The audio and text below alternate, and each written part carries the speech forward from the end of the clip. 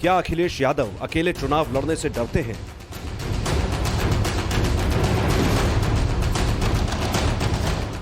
क्या अखिलेश को मोदी योगी की जोड़ी से डर लगता है?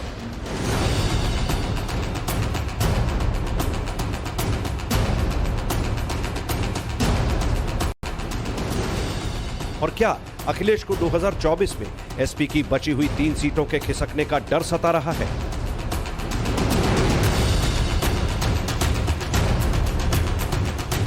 अखिलेश ने अपना दांव चला। ट्विटर पर योग दिवस की बधाई देने के तुरंत बाद अखिलेश अपने एजेंडे पर आ गए। अखिलेश ने पिछड़े, दलित और अल्पसंख्यकों के लिए सभी दलों से दलगत राजनीति से ऊपर उठकर समाजवादी पार्टी का साथ देने की बात कही। इससे पहले 19 जून को भी एक ट्वीट समाजवादी पार्टी के ऑफिशियल हैंडल से हुआ था। अखिलेश यादव की फोटो के साथ बीजेपी को हराने के लिए सभी दलों से समर्थन मांगा गया। बड़ा दिल दिखाने की बात कही गई। सियासी मंच हो या सोशल मीडिया, इंटरव्यू हो या चुनावी जनसभा, अखिलेश एक ही बात बार बार बोल रहे हैं, तुम मेरा साथ दोगे तो बीजेपी हार जाएगी। गौर करने वाली बात यह कि अखिलेश ने कहीं भी यह दावा नहीं किया कि वो अकेले बीजेपी को हरा देंगे। अखिलेश हर जगह गठबंधन की बात कर रहे हैं। पार्टी हर बार गठबंधन में नहीं जा रही है। भारतीय जनता पार्टी जो दिल्ली की गद्दी में 2 बार से है, वो भी तो गठबंधन में ही चुनाव लड़ते हैं। तो गठबंधन में लड़ना कोई बुराई नहीं है। और हमारे नेता माननीय अखिलेश यादव जी ने एक फार्मूला दिया है और इस बात को कहा है कि एनडीए सरकार को पीडीए ही हराएगा। और पीडीए को बताया क्या है, भाई पिछड़ा, दलित, अल्पसंख्यक, मुसलमान। और पीडीए का शोषण कौन कर रहा है? एनडीए। एनडीए ही वो सरकार है जो पीडीए के हक छीन रही है, अधिकार छीन रही है, आरक्षण छीन रही है, उनके बच्चों की नौकरी छीन रही है, उनके खिलाफ नफरत वाली राजनीति कर रही है, जहर फैला रही है। तो वो सारा पीडीए एक होकर के एनडीए को हराएगा। 2017 में अखिलेश समाजवादी पार्टी के अध्यक्ष बने। इसके बाद से छोटे बड़े कई चुनाव हुए। 2017 में विधानसभा का चुनाव हुआ तो अखिलेश ने राहुल के साथ गठबंधन किया। चर्चा तो खूब हुई, दावे भी खूब हुए, लेकिन रिजल्ट बीजेपी के फेवर में गया। और 2019 के लोकसभा चुनाव में अखिलेश मायावती के साथ मैदान में उतरे। बुआ बबुआ के नैरेटिव के साथ बढ़े, लेकिन यहां भी मोदी योगी की जोड़ी के सामने गठबंधन बेअसर रहा। 2022 के चुनाव में अखिलेश ने आरएलडी, राजभर समेत करीब 7 दलों से गठबंधन किया था। साम, दाम, दंड भेद के फॉर्मूले पर आगे बढ़े, लेकिन सरकार बीजेपी की ही बनी। से समाजवादी पार्टी की कमान उन्होंने अपने हाथ में संभाली है, तब से अखिलेश यादव जी के नेतृत्व में समाजवादी पार्टी पतन की तरफ बढ़ी है। 2014 का चुनाव हारे, 2017 का चुनाव हारे, 2019 का चुनाव हारे, 2022 का चुनाव हारे, निकाय चुनाव हारे, पंचायत चुनाव हारे, उपचुनाव हारे, इतने चुनाव हार चुके हैं। अखिलेश यादव ने हर तरह के जुगत, हर तरह के समीकरण बिठाकर देख लिए।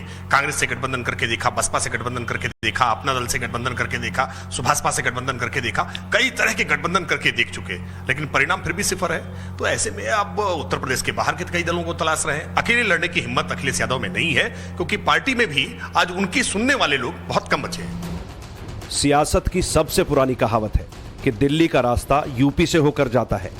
अखिलेश इसी कहावत को अपने स्टाइल में सुना रहे हैं। 2019 का रिजल्ट दिखा रहे हैं। 2014 के मुकाबले 2019 में बीजेपी की कम हुई सीटों का एग्जाम्पल दे रहे हैं। दावा कर रहे हैं कि हमने 2019 में बीजेपी की सीटों को कम किया, लेकिन बीजेपी को अखिलेश की चिंता नहीं है। योगी राम और राष्ट्रवाद के साथ अब अखंड भारत की बात कर रहे हैं।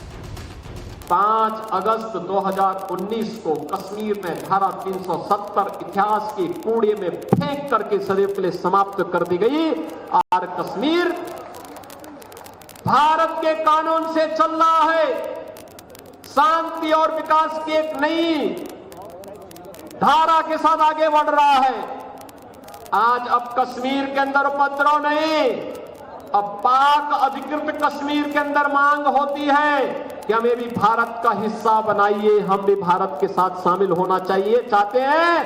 दलित पाकिस्तान के साथ कोई खड़ा नहीं होना चाहता। यूपी में 24 का चुनावी काउंटडाउन शुरू हो चुका है। बैक टू बैक कई पॉलिटिकल डेवलपमेंट्स हो रहे हैं। अखिलेश यादव ने मुजफ्फरनगर में अपनी पार्टी का लोकसभा प्रभारी नियुक्त किया, लेकिन यह इलाका आरएलडी का है। दूसरा डेवलपमेंट ये कि जयंत की पार्टी आरएलडी के यूपी अध्यक्ष राम आशीष राय ने कहा कि यूपी का मुस्लिम कांग्रेस की ओर देख रहा है, इसीलिए कांग्रेस को यूपी के विपक्षी मोर्चों में होना चाहिए। नतीजा ये कि 2024 में अखिलेश और जयंत के गठबंधन को लेकर अटकलों का बाजार गर्म हो गया है। के जयंत चौधरी उसको लेकर कैसे सवाल उठ रहे हैं? सब कुछ रिलेशन सामान्य है? बिल्कुल सामान्य है। हमारा जो गठबंधन है, जिन दलों से आरएलडी से समाजवादी पार्टी का गठबंधन है, और वो आपको आगे भी दिखेगा। और भी जो गठबंधन हो सकते हैं उसके लिए 23 तारीख को बिहार में बैठक है। मुझे लगता है देश के सारे विपक्षी नेता जो बीजेपी के खिलाफ हैं, बीजेपी की विचारधारा के खिलाफ हैं, बीजेपी की नीतियों के खिलाफ हैं, वो सब एक होकर के कोई न कोई रास्ता निकालेंगे जिससे एनडीए सरकार दिल्ली की गद्दी से हटे। 2024 में बीजेपी को हराने के लिए अखिलेश जोड़ने जुड़ने की बात कर रहे हैं, बड़े दल और बड़े दिल की बात कर रहे हैं, अपना सियासी कुनबा बढ़ाने की जुगत में हैं, लेकिन पुराने सहयोगी अखिलेश को छोड़कर जा रहे हैं। ओम प्रकाश राजभर तो अखिलेश से पहले ही किनारा कर चुके हैं। महान दल भी अखिलेश का साथ छोड़कर बसपा के हाथी की सवारी पर निकल चुका है और अब अपने सबसे पुराने सहयोगी आरएलडी के इस बयान के बाद अखिलेश दबाव में हैं। इसके साथ में रही बात आपकी जो समाजवादी पार्टी के साथ, तो मेरा ये बड़ा विनम्र अनुरोध आप सबसे भी रहता है कि ये प्रश्न समाजवादी पार्टी से पूछे। हमारी तरफ से तो अलायंस है ही, हम लोग मिलकर लड़ भी रहे हैं। पिछली भी हमारा जो विधानसभा इलेक्शन था उसमें हम लोग साथ थे और आगामी आने वाले समय में भी चुनाव में भी हम साथ रहेंगे। क्योंकि कई बार आप लोग कहते हैं ये कि आप साथ नहीं दिखते, मंच पर नहीं दिखते, तो जब राजनीतिक रूप से सभी दलों के अलग अलग कार्यक्रम होते हैं तो उसमें आवश्यक नहीं कि दूसरे दल की भी सहभागिता हो।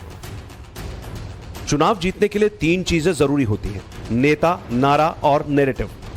यूपी में अखिलेश खुद को विपक्ष के नेता के तौर पर प्रेजेंट करना चाहते हैं और अखिलेश का नारा 80 हराओ भाजपा हटाओ का है।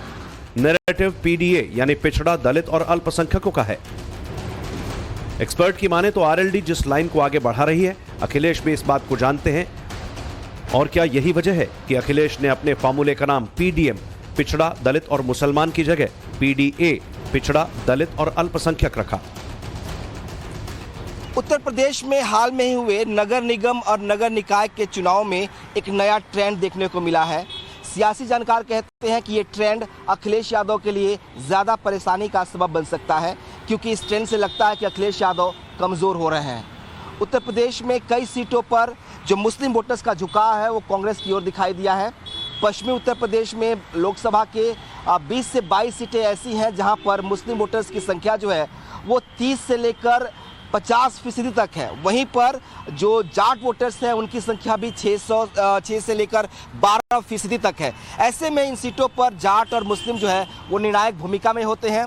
जो सेट उभर कर आया है, जो ट्रेंड उभर कर आया है नगर निगम के और नगर निकाय के चुनाव में, अगर यही ट्रेंड लोकसभा के चुनाव में रहता है तो जाहिर सी बात है अखिलेश यादव के लिए परेशानियां जो है और बढ़ सकती हैं। यूपी की कुल आबादी का करीब 20% हिस्सा मुसलमानों का है।